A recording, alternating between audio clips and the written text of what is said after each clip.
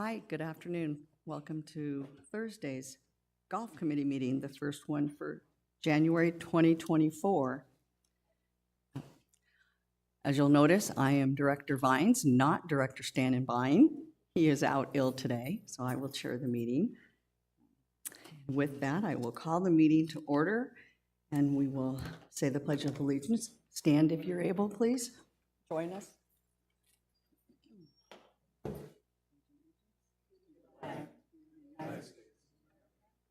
To the republic which stands, one nation, under God, indivisible, with liberty and justice for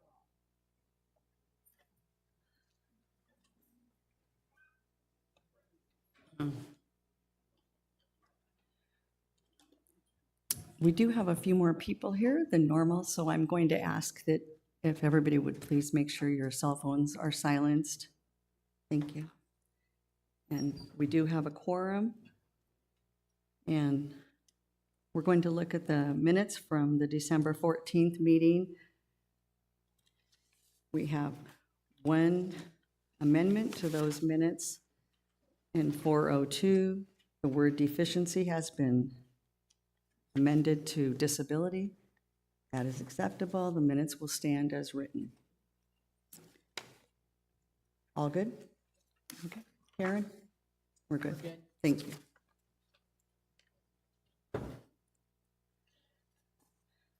We'll move into 3.01, golf operations with Pat O'Hara. Happy New Year, Pat. Welcome. Yeah, Happy New Year. Good afternoon, everyone.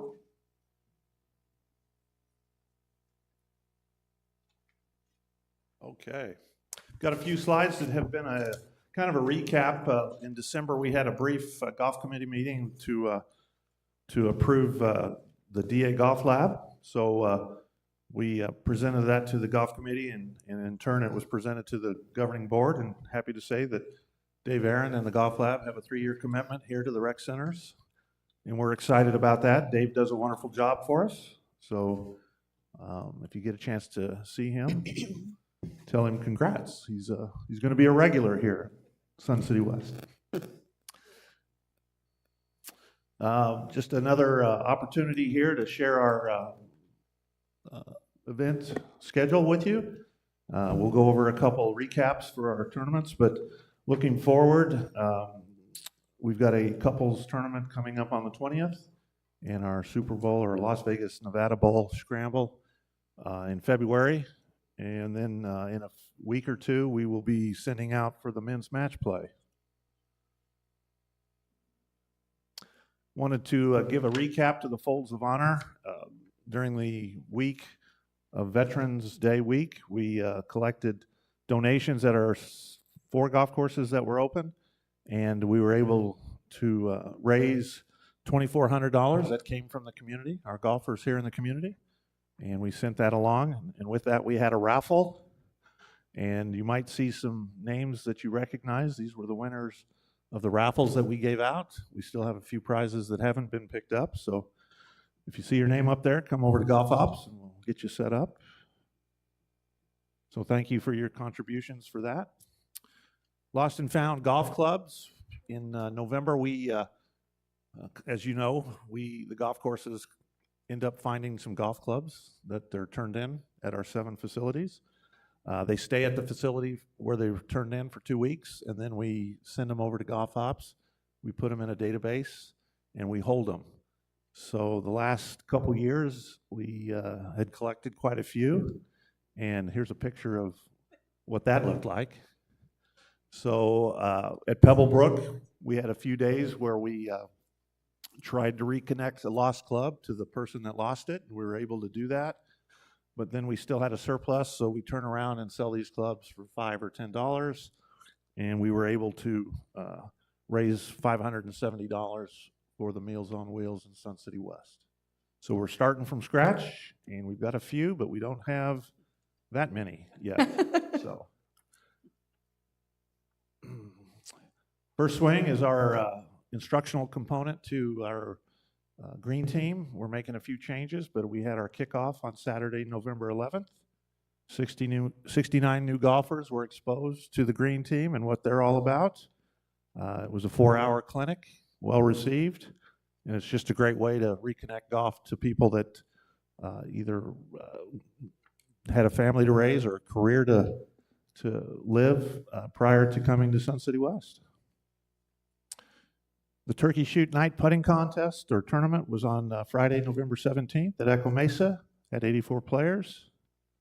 We had a food truck there, and every twosome that plays is donated or is given a turkey playing. That's why the name's Turkey Shoot. And we were able to donate 10 turkeys to the St. Mary's Food Bank, and it was a good time. I thought the green turned out at Echo Mesa pretty well. And then in December, we had the night golf at Pebblebrook, and 104 players there. There's the results for that. We have 2 9-hole scrambles, one on the front, one on the back, some special event prizes. And it was a nice night. We thought it might be cold, but it turned out to be a really nice night. Just wanted to mention the Grandview Pro Shop. We've got a gentleman, John Smith, has come aboard to be our merchandiser buyer. He filled the shoes of Linda Bowman, who retired, and the Pro Shop is doing well. December, we also hosted a junior golf tournament over at Grandview. It was a 2-day event. And then I wanted to put a picture up here of Pebblebrook. We had some bulletin boards that were in disrepair, and we replaced them with some metal backing that we use with magnets or tape, and we use those for scores for the men's and ladies club, or we use them for announcements. So it turned out very well. Like to keep you posted on the activities in our call center. The numbers in red are updated numbers for the 2023-2024 season. What we're seeing this year is a few less calls through the call center, and 2 reasons for that. One, the weather has been pretty good up until this last week or 10 days, so we're not seeing a lot of calls for cancellations or changes of tee times, but we're also happy to say that our residents are getting a lot more comfortable booking tee times online. So we'll keep an eye on these numbers and see how if it progresses through the year, and good chance we might modify our schedule. Put this in here just to kind of talk about the upcoming changes to the green team. Our green team is a developmental program to get people back in golf.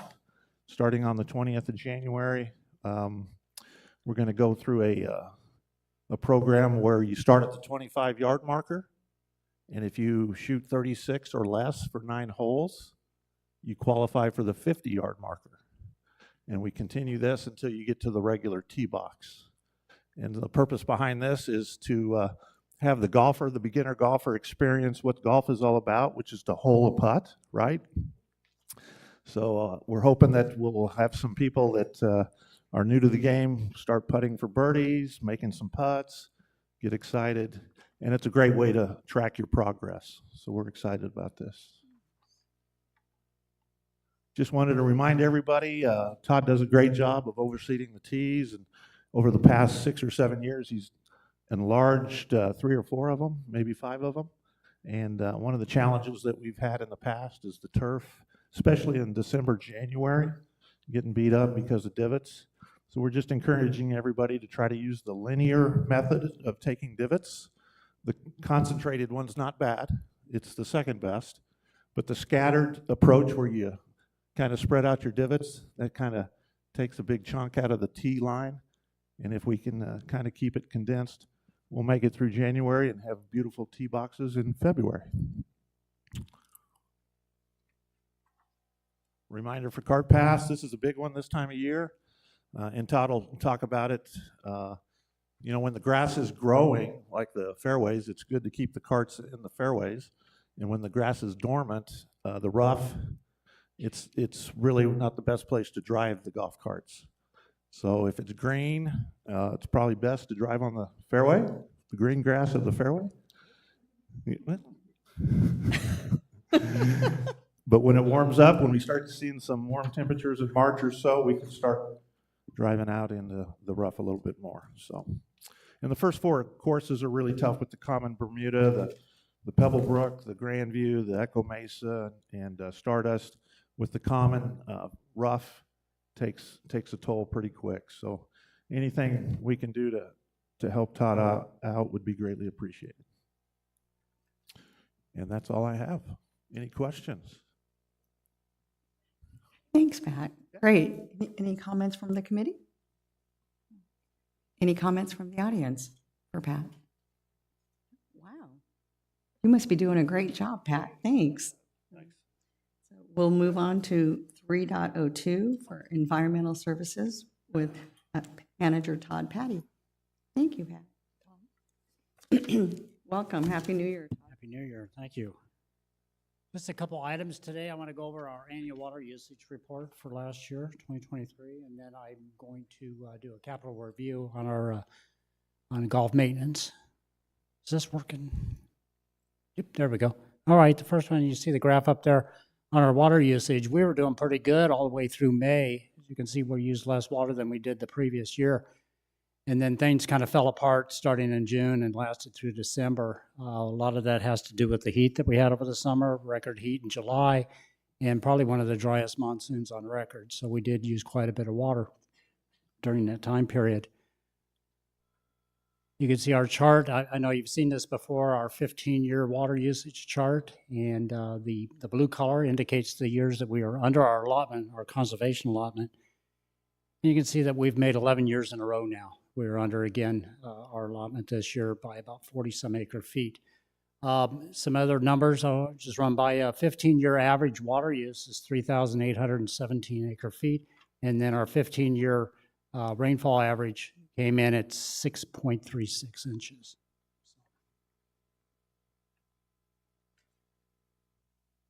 All right, so our proposed capital budget for 24-25. And I'll start with our golf course maintenance equipment, our replacement plan.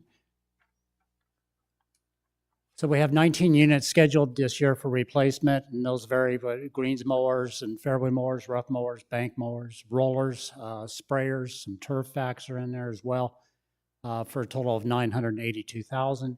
And then on the vehicle side, we have 13 vehicles that are scheduled for replacement, 11 light and heavy duty utility carts. Those are used for daily maintenance. We have 1 pickup truck for transportation, and then we have 1 dump truck that's shared between the 7 golf courses. And the total on that is $357,689.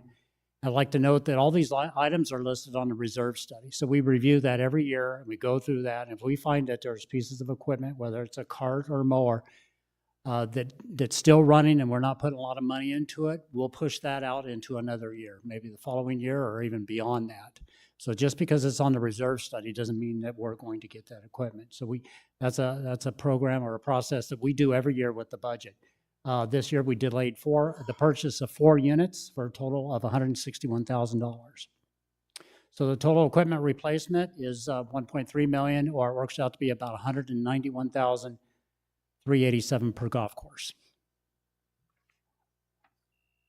And then this is just a summary of the equipment replacement. And you can see down there in the bottom right, the average age of all the equipment that we're replacing came out to be 10.5 years. So a lot of times we're getting a lot of life out of our equipment, beyond its useful life, I would say, according to the industry standards. And again, a summary of the vehicle replacement. Average age is 13 years on that as well. And then on to our irrigation, our big project coming up at Echo Mesa, irrigation turf reduction project.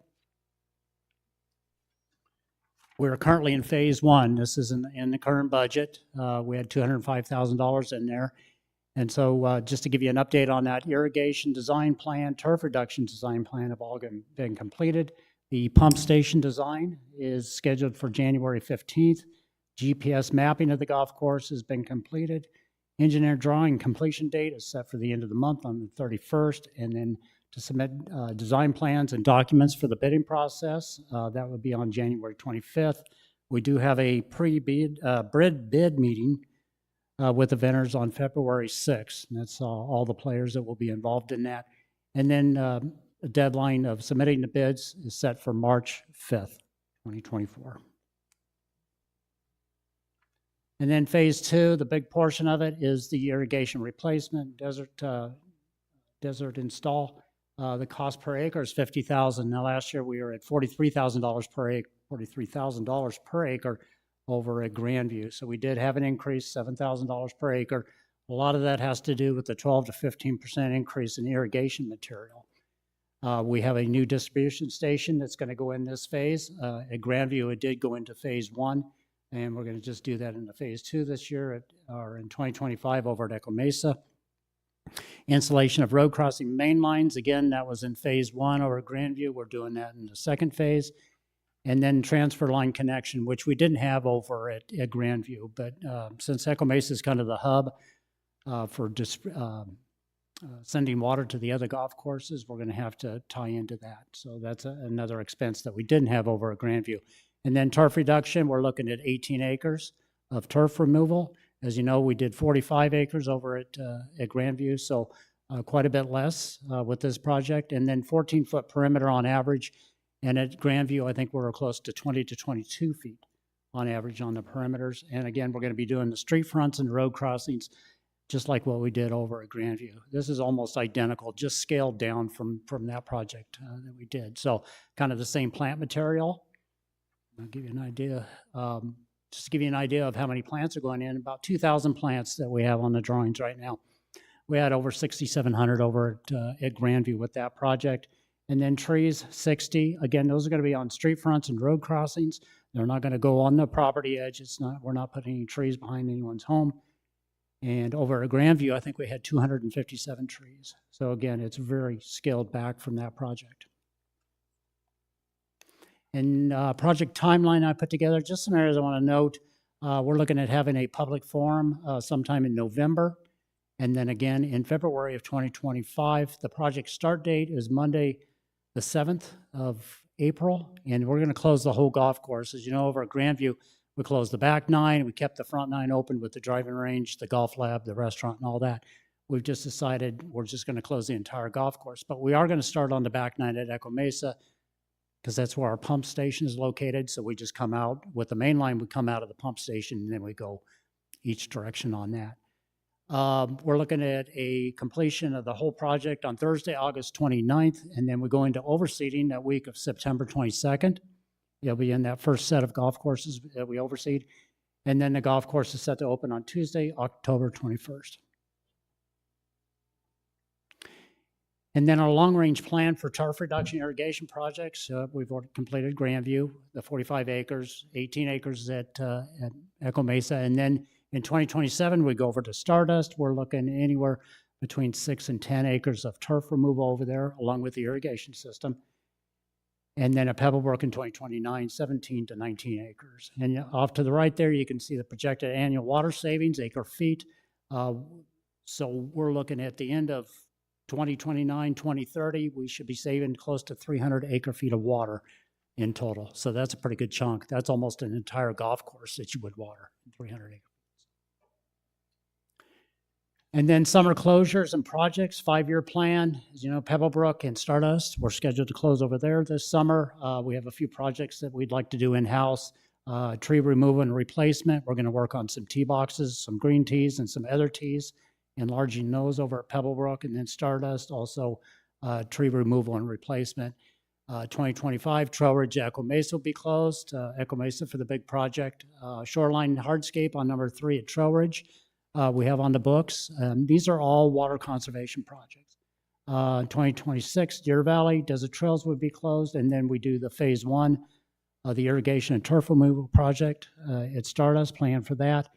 Grandview will be closed again in 2027. We'd like to dress up that shoreline over there on number 3 green, get rid of that old block and put some type of hardscape on that.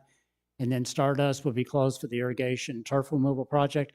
And then 2028, Trail Ridge, shoreline hardscape on 12, and then Echo Mesa will be closed. I don't know what we're going to do at that time over there. And then Pebblebrook irrigation phase 1 will be during that time in 2028, and then we do the actual project in 2029.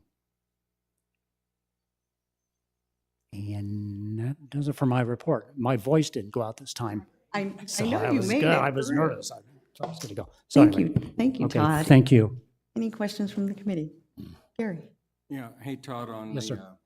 on Echo Mesa, I think when we had the site survey report, there was some comments about taking out the moguls. Yeah. Is that still being looked at or not at all anymore? Yeah, we're gonna look at some of those. As you know, I will use number 5 fairway for example. Some of those big elephant mounds over there, those are hard to irrigate. So we're gonna look at softening some of those a little bit. That's gonna help us with water distribution with this new system. And there's a few other areas over there too. Some of those grass bunkers, I still think we can fill some of those in. The one on the right hand side of number 9 is an example. We filled that in a while back, but we still could put a couple more feet of fill dirt in there to soften that a little bit. So anytime you have somewhat of a flat surface, it's a lot easier to control the water and get better distribution on the golf course. So when you have your forum, any of the people that live on the golf course, that would be their time to approach Yes. you or whoever and say, we don't like it, or, okay. Yep, absolutely. Okay, thanks. You're welcome. Any other questions for Todd from the committee? Any audience questions for Todd? If you'll come to the mic, please give your rec card number and your name. Thank you.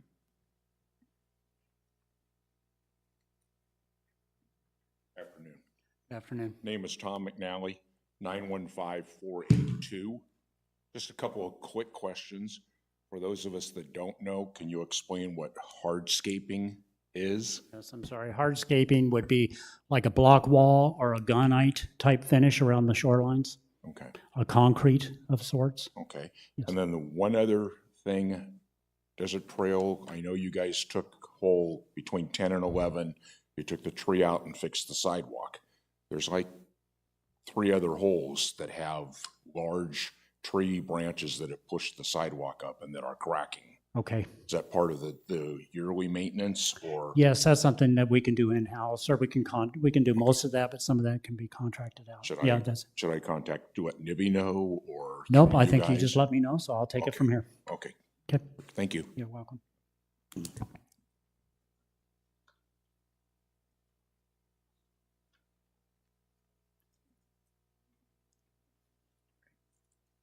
there are no other questions, we'll go ahead and move on. Thanks, Todd. Okay, thank you. Thank you. We'll move on to 3.03 for the October-November year-to-date financials with our CFO, Cliff Swan. Hi, Cliff. Happy New Year. Hello, Again. hello. Good afternoon, everyone. And Happy New Year. I'm going to go over the November year-to-date financials. Last presentation was through September, so we got 2 months here. We're kind of trying to catch up a little bit. So we present November year-to-date and attach the October and November financial to the agenda item on board docs. So taking a look at the revenue for November year-to-date compared to budget, we're 2,000 favorable, so right on budget. I'll say about the ancillary revenue, built into the ancillary revenue is also our lease revenue. And with the closures that we had at Grandview, the Grandview Dave Aaron's golf lab and the restaurant was closed. So we had foregone rent during that period for them. So that's why you're seeing the variance there to budget. And then down in the other section, that's due to the water rights that we sell Briarwood, and they're using a lot less water. So they lease those rights from us. So the lease has gone down on that because they're using a lot less water. But still 2,000 favorable to budget. Looking at the rounds, favorable to budget by roughly 2,700 rounds. The fee per round is lower than budget. That's just due to the golf mix. So we have less profitable rounds, but we have more rounds. So we're making for it. We're covering the revenue, but per round revenue is a little down from what was budgeted. On the expense side, comparing year to date, you can see that we're favorable by 71,000. The large favorability in landscape maintenance was due to the seed prices. The seed prices came in more favorable after we had budgeted, and then we budgeted what we had done the prior year, and they came in more favorable. So, but although Todd gave me a heads up today that seed prices are going to be going up for next year, so unfortunately, I don't know that we're going to experience that same type of savings next year. But we did this year. We talked about utilities already last month, and we'll touch on that in the next slide. And then repairs and maintenance, that is up due to some repairs to rolling stock that were budgeted in the prior year. However, we didn't have a mechanic. Those couldn't get done. We couldn't carry that budget forward, and that's causing the main increase in the repairs and maintenance area on the P&L, but still overall 71,000 favorable. And then down in the other professional and other ops, legal, we invested in some AED machines at all of our golf maintenance shops, which we didn't have. And that's the main driver to that increase, the AED machines that were installed at the 7 courses in the maintenance areas. So overall, 73,000 favorable to budget. Looking at prior versus prior year, we're 149,000 favorable in revenue. Same reason for the decrease in revenue in the ancillary area with the closures and the water rights. 234 rounds ahead of prior year through November, and that does increase in December, which is good news. We had some closures last year that we didn't experience this December, so that'll grow a little bit next month. And then fee per round with those budgeted increase in golf fees at 6%. Looking at the golf cart revenue, where the unlimited card has become very popular, so which is great because with those golfers come other benefits, food and beverage sales and merchandise sales and the like. So that's all good. So we had a lot of Kachina members move to unlimited cards and down to Coyote cards. And then looking at the greens fees themselves and how those break out. The Kachina greens fee revenue increased, and those are the increases for each of those golf player types. So they pay a green fee for each card. Obviously, unlimited's not there because they just pay for the card. But residence isn't a card, but that's the regular fee that you'd pay. So that's up 15,000 compared to 2023. On the expense side, salaries and wages had the merit raise increase and the minimum wage increase compared to prior year for the first 5 months of the year, driving the increase in expense there and wages and benefits. And then again, we talked about the repairs and maintenance, the rolling stock, and then those AED machines compared to prior year, and just inflationary in general increases.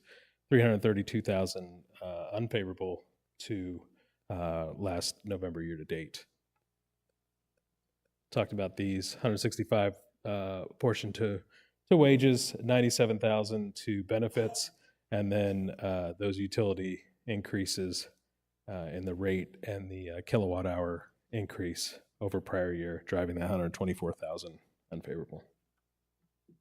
Overall, 183,000 operating cash inflow unfavorable through November, and again, December's looking much better. We're just finished closing that month, so be happy to present that next month, but December's looking much better for us. Cliff, can I ask you just real quick back on utilities? Sure.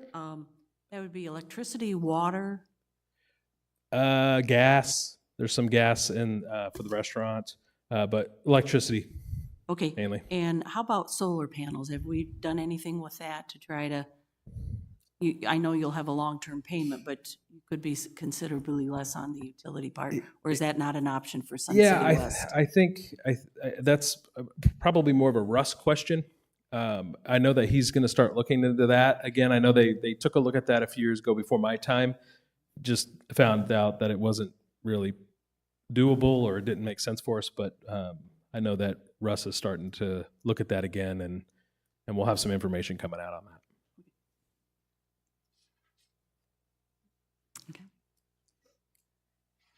Thanks, Cliff. Appreciate it. Any other questions for Cliff?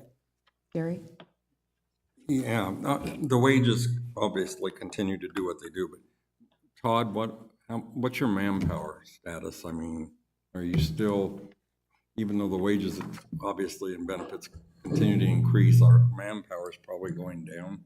Actually, our numbers have improved a little bit. I think it has a lot to do with the time of the year. It's not hot out there, so we've been able to hire some people. So I think we're probably 4 or 5 employees down right now. So that's not too bad. So the real key is when it starts warming up in May and June, see if some of those new employees stick around. So hopefully they will. But so no, we're doing pretty good right now. But the real test is during the summer months. And we'll shed some light in that in the budgeting process. We're going to give some more details to labor and some of the different areas and operations and maintenance as we go through this budget cycle. So you have some more details on that as far as head counts and org charts and things like that. So, Any other questions for Cliff? Any audience questions for Cliff? Okay, thanks, Cliff. you're welcome. We're going to move into 4.01 for Grandview. And Todd, it looks like you're up again. Is your voice going to withstand it, Todd? Oh, absolutely. Yeah. This will be real quick. That has to do with the railing over on number 14. Is that correct, on the blue tee? Yeah, it looks like we finally have found somebody that's going to do that work. And hopefully we'll have that thing in place, that railing over on the blue tee on 14. We'll have that in place by the end of next week. Yeah, perfect. The 14th tee on Grandview. Perfect. Yes. Okay, any questions for Todd regarding that? No? Anything from the audience? Thank you, Todd, appreciate it. You're welcome. Thank you. Okay. 402 regarding the capital budget. And Pat, it looks like you're on that. And Todd, both of you are listed on there. So who's doing what? It says for the capital budget, January revisions, golf operations, Pat O'Hara, environmental services manager, Todd Patty. Both of you are listed? If you go down to the golf section, Jerry, it will just cover some of the golf items, I believe. You might be up front first, Todd. Oh, did you? Yeah. Okay. I think some of this. Yeah, I think I covered all of my section in my covered all of this presentation. combined. Right. Looks like Todd covered all of his. Pat, there should be just your patio Golf furniture, I carts. believe, left to cover. Right, the two I believe are golf carts and patio furniture. Okay. Let's see if there's something. Yeah, here we go. Here we go. Right. It's in the last pages. The last pages. All right, so items that pertain to golf operations. We've got some utility carts and pickers, ball pickers that we need to replace. And again, these are projected out 7, 8 years. I think we're getting 10 years out of some of our ball pickers. So similar to Todd, we try to maintain these carts, these utility vehicles as best we can and get as long a life out of them as we truly can. The other one is furniture for patio. It's been 6, 7 years since we replaced our patio furniture. Does anybody remember what we had before 7 years ago? Yeah, it was a challenge. Had a lot of chairs and tables breaking. We replaced them all at the same time to give it a consistent look. And now what we're finding, we need to replace them this next year due to the fact that a lot of those chairs that you sit in they're starting to split, and some of you might feel that pinch every once in a while, or hear of it. So shorts sometimes can be a little testy, but so we're planning on replacing that. And along with that, we're adding on to the Desert Trails patio area. So for those of you that are familiar with what we did with Deer Valley, put that patio up front, that awning, we're going to do the same thing at Desert Trails. So we'll add some additional furniture under there. So we're looking forward to doing that. But the tables have been pretty good, but the chairs is what we're seeing that are starting to fall apart, and we're having to repair them as we go. And then I believe we've got a pressure washer, a hot seat pressure washer we use primarily for patio cleaning on a regular basis. You'll see Pro Shop beer coolers. Those are put in there because, again, we use those as long as we can, and then the compressor or the whatever breaks down, and it becomes a little better to replace it than to repair it. And if there's another page to this, do we have golf carts? Golf carts for $129,000. That's 20 replacement carts for our fleet of 155. This last year we replaced 06s, 06s, 09s, and 11s. And I'm sorry, 06, 11s. No, the golf carts are listed up above. Right. Yeah. 129. And so we have budgeted $6,500 a cart, and that's pretty much what we'll end up spending for those. And that's all I have on my end. Furniture and golf carts, it looks like. That's Okay. what makes my world go round. And Pat, Yes. if I'm not mistaken, for Desert Trails, because it's 20,000 as opposed to 10,000, it's because we're not going to get the furniture for Stardust, and we're going to, because of the new patio at Desert Trails, we're doubling the Yeah. furniture, right? Correct. So Okay. when Deer Valley expanded their patio, we stole from Stardust to fill that spot and replace Stardust this last year. Okay. We were able to do that. Mhm. So Stardust is good. The other 6 is what we need to replace. Perfect, Correct. thank you. Thank you. Any other questions? Go ahead, Gary. Can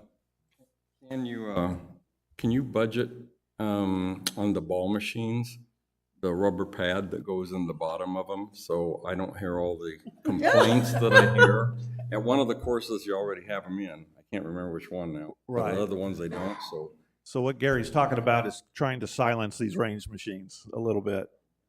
So a couple things. Let's talk about that. The range machines have been very beneficial to us for a couple reasons. For those of you that had a range key, the downside to the range key is if you lost that key, we couldn't replace it for you. It was like cash.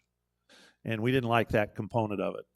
So the range card brings to the table the fact that we log in your information. If by chance you lose that card, we can look up your name based on member number, and we can see the balance that's still outstanding, replace it for a small fee, and you're up and running. So that's one of the benefits. The other benefit down the road is that there's an app to that range machine. So you'll be able to put that card on your app, and you'll just show the app to the screen on the range machine. So the card will be obsolete down the road, but we wanted to walk before we ran, right? It also takes credit cards, but we haven't put that in play yet either. So there's some additional benefits there. To Gary's point of quieting these machines, we started playing with it when we rolled them out. And I've got a gentleman, one of our residents, who's working with us, an engineer by trade, and we're trying to put some bafflers in there to quiet it. You're seeing probably some uptick in sound under the patios because that kind of echoes it a little bit. So the plan is eventually is to get those range machines out on the range T line like they are at Grandview and Pebblebrook. We just recently installed conduit when they did the parking lot at Trail Ridge. It hasn't been put through, but we don't have to dig it up to get it there. The other courses don't have power out to the range yet. So that's a process, and it's not a cheap process, but we're trying to do one yearly down the road, and we'll budget that going forward. But eventually you'll start seeing those range machines appear more on the range tee than under the patio. Because I know, Gary, how crabby you get when you're drinking a beer and that range machine's going off. As a golfer, it doesn't bother me, but it bothers the people on the patio. Yeah, it does. So- And it's well noted, so we appreciate that, but we're working on it, yes. Michael? So since we're going to be talking about carts in a few minutes, and you talked about replacing golf carts for the courses, has anyone considered getting single rider carts, which are less expensive than an actual golf cart? And I think the community is big on getting the single rider carts, which we'll Yes. find out in a few minutes. Yes, we are looking at that. That's one of the options. Not a necessarily a big fleet of them, but maybe some exposure at each golf course. Yes. Super. Any other questions? Tom? Pat, do you have a timeline on the credit card use on the ball machines? I know you said it's down the road. Is any idea of a timeline? We're going to kind of play it by ear and see what the demand is on that. I'm not hearing a lot of people wanting that, but I think down the road there might be. So I don't have any plans in the short term. I think it's going to be a year away or so. What I've seen is, particularly at Grandview, where we get a lot of public that comes in, Right. that they can't figure out what to do. You know, they try to swipe the credit card, it doesn't work, things Right. like that, and then they just get frustrated and take off. Or they go in the pro shop and they have to get change, and now we're delaying the pro shop going on. Right. So the choices are in the pro shop, they can Get present down. their credit card Mhm. and we'll ring it up. Have you seen the digits? So that's another prepaid where we print out it's like a car wash and they get a receipt and then they take it out there and it works like cash. So yes, there's a learning curve there. We find that the demand for credit cards at the other facilities and Grandview would be the one that would catch the majority of that isn't there. And with credit cards, there's credit card charges and things of that. So if we start hearing people wanting that type of service, absolutely, we'll investigate that. Okay. Pat, can the public buy a range card They can. for the same price as Sun City West? No, it's $180 for $180.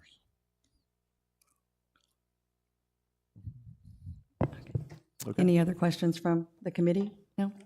Any audience questions for Pat? No? Thanks, Pat. Appreciate it. We'll move into 4.03. It's golf cart discussion, ADA rules, and our GM, Bill Schwinn, is going to talk about this. Welcome, Bill. Good afternoon, everyone. Excuse the windbreaker, but it's pretty windy out. It is pretty windy out there. It's pretty darn cold is what it is. You got that? But no. The boys play tonight, 9 o'clock. It's past your bedtime, I know, but 4-0 in the Pac-12. Moving forward, the word that's been passed around while I'm standing in the back listening is mandate. We get that all the time when we do our budgets and how we put our package together here. We're mandated by a lot of things. Minimum wage being one, ADA certainly, right? Water conservation, those types of things. So there are a lot of limits to what we can do anymore, and there are a lot of regulations that we need to follow. So golf carts are not out of the question. So as we kind of look at what's been done in the past here with our ADA scenario and golf carts, we have an operational machine that typically gets passed around from course to course in need. It's not real practical, not real functional as far as what we're doing. And so we are looking to enhance, what we do when it comes to providing those opportunities to the people in need that are looking at golf courses. Michael brought up the three-wheeled or the trike concepts on carts. A lot of new technology changes have taken place over the years when it comes to golf carts. Formerly gas, now they're electric, now they're two-wheel, now they're three-wheeled, four-wheel, and the like. When it comes to our policies on the golf course, they're in place. Prior to COVID, foursomes, 2 carts, everybody played golf. No one was really thinking anything else. COVID hit, separation, please stay away from one another, all that kind of thing kind of changed the golf world a little bit, changed the whole world a little bit. And so we were allowing 4 carts out there. Other golf courses around the valley allow 5. We don't. We don't do fivesomes and we don't do five carts. Golf course conditions can change with the amount of wheels being driven all over your fairways, collar areas, off the cart paths and the like. Some golf courses mandate cart path only, and that becomes a bit of a circus once you're out of the view of the clubhouse. And if there are no folks monitoring the golf course, people tend to go where they want to, whether they're in the desert area, whether they're on fairways, near greens, collars. Problematic for sure. So when it comes down to the ADA scenario, we've been talking with folks and just kind of understanding really what our responsibility is when it comes to that. The vast majority of our golfers are owner members here, and typically they are taking care of themselves based on their golfing ability, their physical abilities, and what they can and cannot do, time of day when they go out, that type of thing. But when the need arises, if someone has an injury or someone is in need of an assistance cart, or the need to ride in a cart solo, we try to make reasonable accommodation for that. We'll try to put some groups out in threesomes so that we don't have to have that third cart out there. We allow someone to ride solo and move along and take care of themselves as far as that goes in a reasonable way. We're very busy this time of year. The tee sheets are full. So there's not a whole lot of leeway in the wintertime, but summer times, yes, obviously. So Pat and I have been in discussion with legal teams and those types of things in the Valley and other golf courses as well. And we are looking at coming up with some kind of package. We're hoping for a demo fleet of the three-wheel version of golf carts for people to try, to see if the locals maybe want to try them. If they like them, they may want to purchase their own, kind of thing like that. But when it comes to ADA, we think with the technology out there in today's world, that's a pretty good option. They have great mobile seats. They do spin. You can strap yourself in and swing if your back's bad, that type of thing. If you have mobility issues, I mean, that can, I think, assist you in a good way. So as we sit here today, it is not budgeted in our system currently. So we're looking to do some kind of a demo package throughout the winter to get us moving along. The CIP scenario that was just presented to you, that was through December, I believe. So we're probably going to see a little bit of an increase in the golf cart line item that you saw. These run about $5,000 each, and we're looking to get one for each course to start with to see how that goes. The demand for ADA has not been overly pressing on us. We have a great medical card program now that Pat uses when people are in need of assistance to get a little closer to the green and that type of thing. So that's in place. But when it comes to a specific ADA need, I think we need to be a little more accommodating than having one cart shared between 7 courses. So we're doing our research on that. These things are typically electric. So they got lithium batteries. We're gonna have to make sure we got storage space for them in a good, safe environment. As you know, lithium batteries can be somewhat of an issue. And then it comes down to insurance as well. So we're doing everything that we can to kind of move this thing along, and we hope in the very near future that we have an accessible fleet to make these accommodations. So I'm happy to answer any questions you have. Any questions? Mike? I just want to disagree with one thing that you had said. Before COVID, I was a PA, and very often when someone had a medical flag, they were riding alone. So there were 3 carts out there in several groups. Right. And I think we've discussed that, and you know, talking with Todd and his team, when it comes to the kind of the protection of the turf, you know, the number of rounds that we do are huge on our golf courses, and really the policy that has been in place, and I think this advisory board here has helped establish that policy, and that is 2 carts. The number of wheels is important as to how much traffic we're getting on the turf. Well, I do have a comment after that, but you had said that there were just 2 carts. I just want to make sure that people were, there were 3 carts before COVID. Right on, thank you. Any other questions for Bill? Oh, any audience questions for our GM? No? Wow. I have Oh, something I I'm wanna sorry. add. That's I'm all right. sorry. That's all right. I didn't even see. Not really I a looked over question, there. but just some comments that I have. Okay. Years and years ago, when I was getting a driver's license, the examiner told me one thing that stuck with me for a long time. Driving is a right, not a privilege. or driving is not a right, it's a privilege. There's rules to follow, and you have to stay with those rules. And I think the same thing kind of applies to golf carts, playing golf, things like this here. It's not a right, it's a privilege. And if you abuse the privilege, then you should not play golf. Thank you.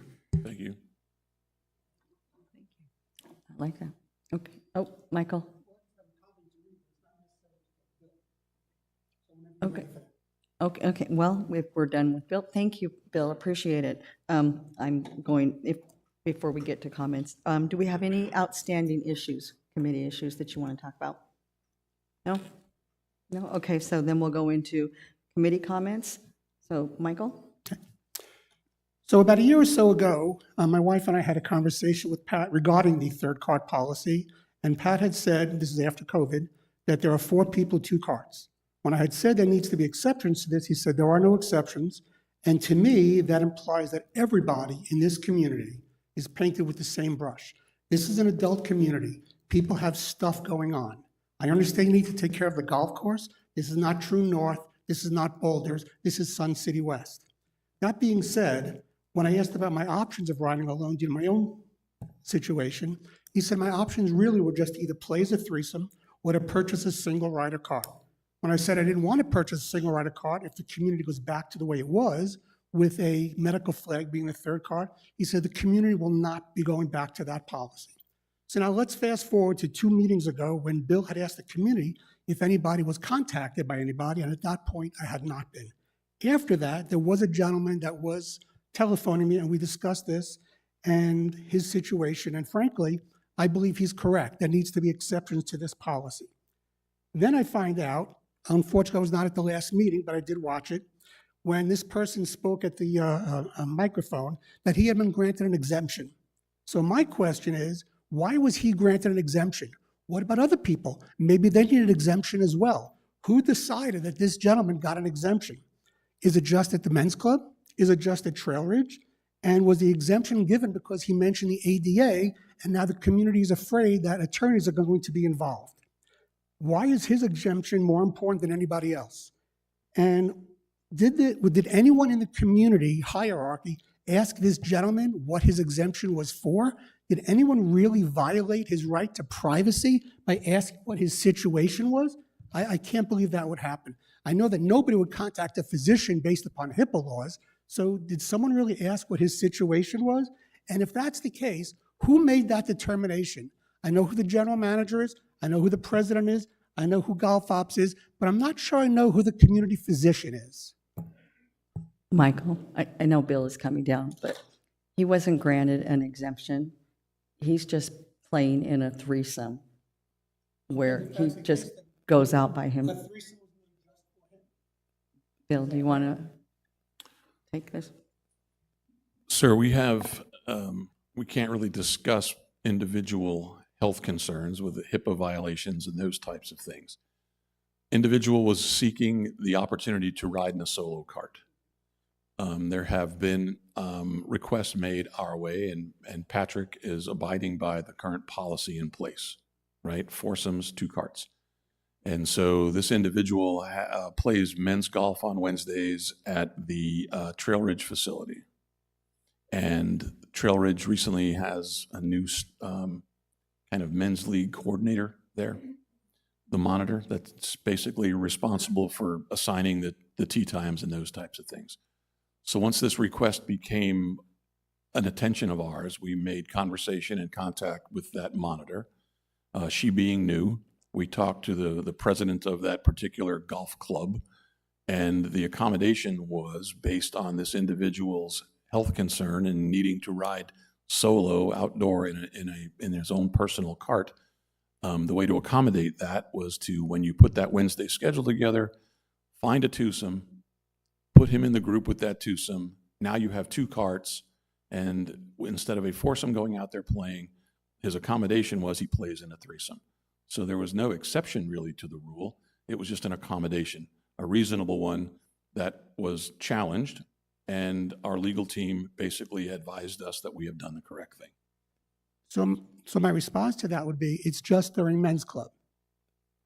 At this point, based on our schedule and basically understanding this individual, that's when he plays, yes. So the other 6 days, he doesn't play or he's not accommodated? He has not played. Okay.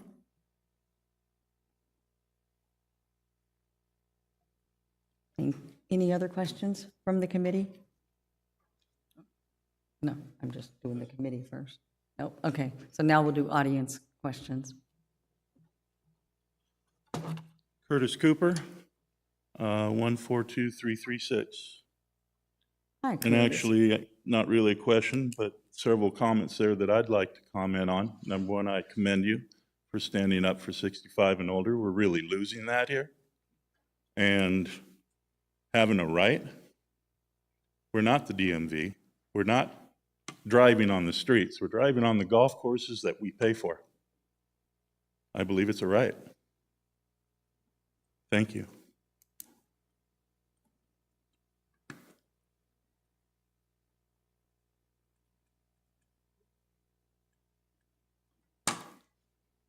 Thank you, Curtis. Any other comments? If there are no other comments, the next golf committee meeting is February 8th, Thursday, 2024. And with that, we will adjourn the meeting. Thank you.